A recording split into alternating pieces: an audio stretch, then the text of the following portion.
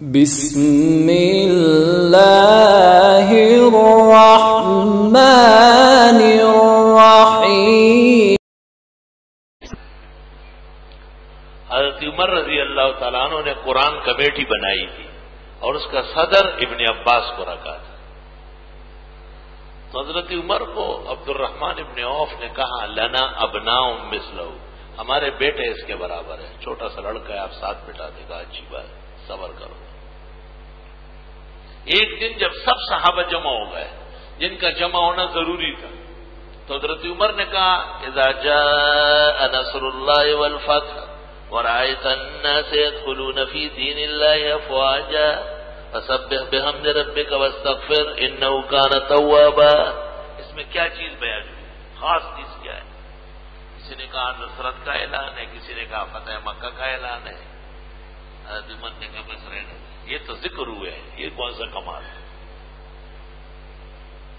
عبداللہ ابن عباس بیٹھے ہوئے تھے، ان سے پوچھا او ماذا تقول، آپ کیا کہتے ہیں؟ کافی ہے خبر بالنعی موت رسول اللہ صلی اللہ علیہ وسلم، اس میں اطلاع ہے کہ رسول اکرم صلی اللہ علیہ وسلم وفات پانے والے، کیونکہ جو کام آپ کے ذمہ تھا وہ پورا ہو گیا۔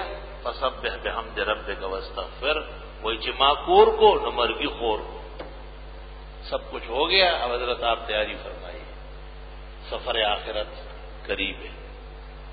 حضرت عمر نے کہا آرام آتا رہا، میں یہی سمجھتا ہوں جو آپ سمجھتے ہیں۔ اس سے پتہ چلا کہ یہ عمر پر نہیں ہے، یہ صلاحیت پر ہے۔ عبداللہ ابن عباس کو عبد الرحمن ابن عوف کہتے ہیں کہ یہ میرے بیٹے کے برابر ہے، مگر جب صلاحیت کا مسئلہ آیا تو ابن عباس اول آئے اور سب بیٹھے رہے۔ یہ تفسیر بھی بہت بڑی تفسیر ہے صحابہ کرام کی، لیکن یاد رکھنا کہ ابن عباس اپنی مشکلات حضرت عمر سے حل کرتے تھے۔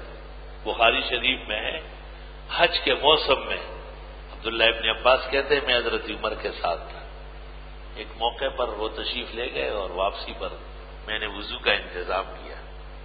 جب آ کے وضو کر رہے تھے، میں پانی ڈال رہا تھا، تو میں نے پوچھا حضرت ایک عرصے سے ایک بات پوچھنا چاہتا ہوں، اور ڈر بھی لگتا ہے۔ حضرت عمر نے کہا پوچھا کرو، ڈرا ورا نہیں کرو۔ کہا ان تتوبا الی اللہ فقد صغت قلوبکما، یہ کون سی دو عورت ہیں؟ حضرت عمر نے کہا ہما عائشہ و حفصہ، بھائی یہ بھی آپ کو پتہ نہیں ہے؟ پتہ تھا، لیکن حفصہ عمر کی بیٹی ہے، زوجہ رسول ہے، عائشہ ابوبکر صدیق کی بیٹی ہے، زوجۃ رسول اللہ صلی اللہ علیہ وسلم فی الدنیا والآخرہ، بہت بڑی عورت ہے، تصدیق چاہتے تھے۔ جب حضرت عمر نے کہا تو عبداللہ ابن عباس سمجھ گئے لا الہ الا اللہ